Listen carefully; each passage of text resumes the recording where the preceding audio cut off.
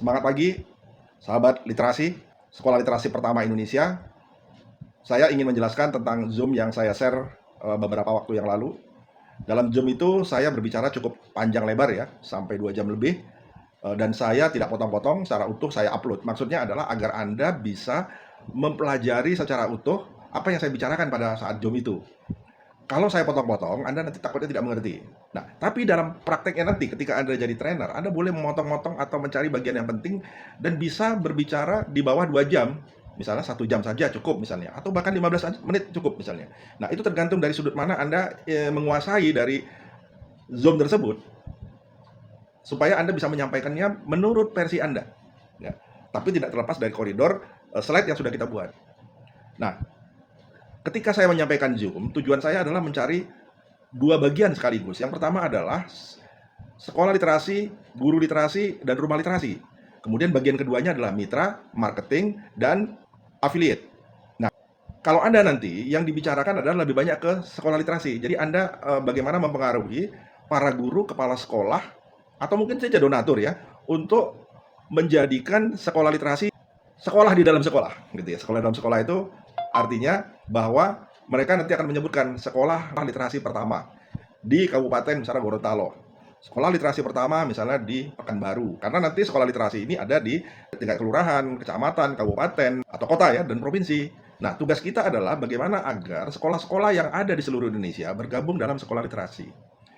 Kenapa mereka harus bergabung dalam sekolah literasi? Dan apa itu sekolah literasi? Sudah dijelaskan di dalam Zoom kemarin. Intinya adalah sekolah literasi beda dengan reading mastery. Walaupun reading mastery adalah bagian dari sekolah literasi. Kalau reading mastery, baca cepat misalnya, itu kan sebuah pelatihan. Yang kita ngadakan pelatihan di satu sekolah misalnya 3 jam, 6 jam, 9 jam, 12 jam misalnya, udah selesai.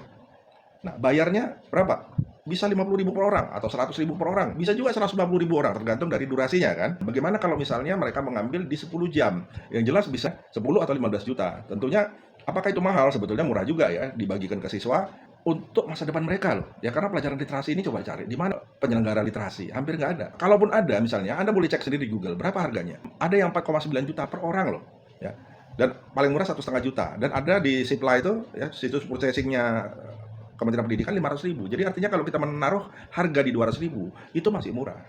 Kalau kita belajar begitu saja dalam 2 jam, 10 jam, 15 jam gitu, 2-3 hari, menurut saya hasilnya tidak terlalu efektif. Kenapa? Karena ilmu ini hanya sekedar sebagai pengetahuan, tapi tidak bisa menjadi alat ukur. Maksud kami, dengan adanya sekolah literasi, kami akan mengajarkan reading mastery agar kita mampu meningkatkan minat baca, kecepatan membaca, dan budaya literasi itu sampai 1000%. Ya, bukan 100% ya, 1000%.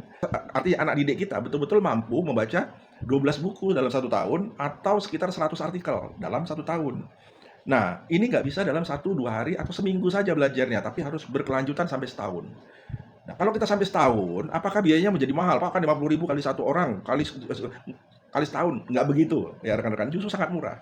Dengan sistem membership, kita hanya membayar 10.000. Bayangin manfaatnya. Dalam 1 tahun, ya kita akan melakukan pelatihan, pendampingan, monitoring, evaluasi, dan pelaporan agar siswa mampu membaca betul-betul 12 buku minimal dan dengan kecepatan minimal 300 kpm. Jadi kalau SD itu setara SMA ya, yang SMP setara SMA, atau SMA setara SMA, atau bahkan mencapai 500 kpm, sama dengan kecepatan pembaca tingkat dunia. Ini bisa kita lakukan. Ya, ini bukan persoalan bisa atau tidak, mau atau tidak.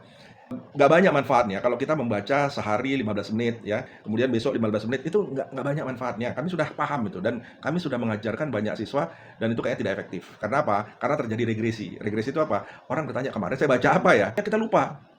Kemarin apa yang kita baca? Kemarin akhirnya setelah mereka baca buku itu selesai, mereka nggak paham isi buku itu apa. Karena baca buku itu kayak kita makan di restoran Padang. Kok gitu? Iya. Kita kan makan itu nggak bisa ya, baru 1 menit berhenti, kita ngobrol, 1 menit berhenti, ngobrol. Nggak enak lagi kan nasi itu ya. Sama dengan membaca. Orang baca 15 menit nih. Ketika nggak disuruh, apa dia mau baca 15 menit berikutnya? Nggak mau. Akhirnya dia nggak baca apapun. Udah membuang waktu 15 menit, 30 menit, 1 jam. Nggak ada manfaatnya. Kalau nanti reading mastery, mereka harus baca, itu harus dilahap sekaligus. Secepat mungkin ya, dan sebanyak mungkin. Kalau perlu mereka masuk perpustakaan, itu 6 buku langsung mereka baca, tidak perlu dibawa pulang. Buku digital mereka juga bisa baca dengan cepat. Ya memang zaman begitu ya, sekarang harus cepat semuanya. Nggak bisa lagi kita nyuruh anak baca buku, baca nyaring, baca 15 menit, itu udah nggak zaman ya. Kasihan anak-anak, karena apa? Ya nggak ada hasilnya. Tetap aja nanti negara kita paling malas baca di dunia. Karena itu, oke, kita punya 10 tahapan ya, bagaimana kita bisa menciptakan sekolah literasi yang terukur ya. Betul-betul mereka bisa baca dan gemar membaca. Minat bacanya tinggi dan budaya literasinya juga tinggi.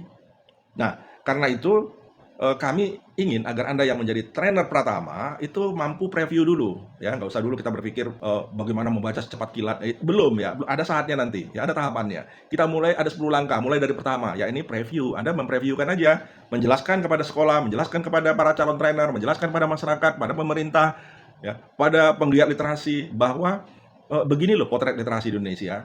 Nah, apa upaya untuk mengatasi ini adalah sekolah literasi. Jelaskan apa itu sekolah literasi. Kita juga ingin membentuk trainer, tapi udah sampai di situ aja. Ya, nanti cara menjadi trainer, cara membuka rumah literasi, hak dan kewajiban itu urusan kami. Ya, urusan Anda adalah bagaimana kita bisa mendirikan sekolah literasi. Tentu saja, ketika kita menjelaskan sekolah literasi, kita harus menjelaskan hak dan kewajiban. Jadi gini, untuk mengatasi permasalahan rendahnya minat baca, itu nggak bisa disuruh anak-anak membaca buku, disuruh baca dan resensi buku, kemudian disuruh baca 15 menit sehari, itu udah nggak bisa lagi sekarang. Apalagi disuruh baca buku, itu juga udah ketinggalan zaman. Anak-anak sekarang sudah meninggalkan buku. Jangankan kita bicara gadget, para milenial, baby boomers pun udah malas baca buku. Karena apa? Ya sudah ada gadget. Ya mereka dengan sekali klik, mereka sudah tahu isi buku itu apa. Tapi apakah begitu cara membaca? Bukan. Ya karena itu kita menganjurkan untuk menciptakan minat baca, kegemaran membaca, dan budaya literasi itu harus dibangun dalam 1 tahun. Ya, minimal 3 bulan. Dengan 10 langkah. Ya, review dulu, asesmen dulu, kemudian kita bimbing.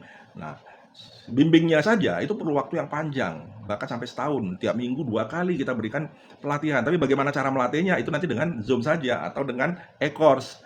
Nah, dibimbing oleh guru. Itulah sebabnya kita membutuhkan guru literasi. Itulah yang bertanggung jawab nanti membantu kita untuk bagaimana mensukseskan program literasi di satu sekolah. Kalau di sana gurunya belum ada guru literasi, kita siapkan trainer dari sekolah literasi. Paham ya? Caranya begitu. Anda sebagai trainer Pratama 1, tugasnya adalah preview saja. Ya, jadi hanya menjelaskan tentang sekolah literasi. Ya, sekali lagi, urusan menjadi trainer itu hanya dibahas sepintas lalu aja, tapi hak dan kewajibannya nggak usah diceritakan dulu. Nanti kami yang menjelaskan. Oke, jelaskan tentang sekolah literasi, itu adalah suatu program membership. Ada 4 ya. Pertama adalah basic, sebutkan saja 12 juta. Kemudian setahun ya. Kemudian silver 20 juta, gold 30 juta, dan platinum 40 juta.